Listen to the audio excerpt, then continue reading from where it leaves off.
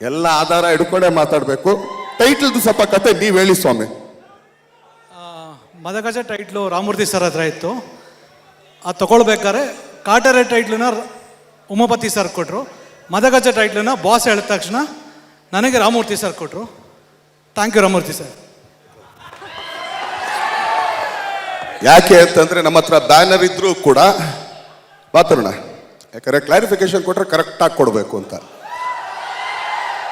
ಆ ಟೈಟ್ಲು ಎಲ್ಲಿ register ಮಾಡ್ಸಕ್ಕೆ ಹೇಳಿದ್ದೀನ first? ನಮ್ಮ ಬ್ಯಾನರ್ನಲ್ಲಿ ರಿಜಿಸ್ಟರ್ ಮಾಡ್ಸಕ್ಕೆ ಹೇಳಿದ್ರಿ.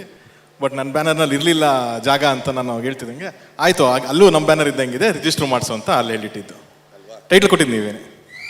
ಓಕೆನಾ ಸ್ವಾಮಿ? ಯಾಕಪ್ಪ ಬಂದು ನಮ್ಮ ಕೈಲೇ ಯಾಕೆ ಗುಮ್ಮಿಸ್ಕೋತೀಯ? ಗುಮ್ಮಿಸ್ಕೋಬೇಡ, ಎಲ್ಲೋ ಇದೆಯಾ ಚೆನ್ನಾಗಿದೆಯಾ ಅಲ್ಲೇ ಇದ್ಬಿಡು, ತಪ್ಪದು.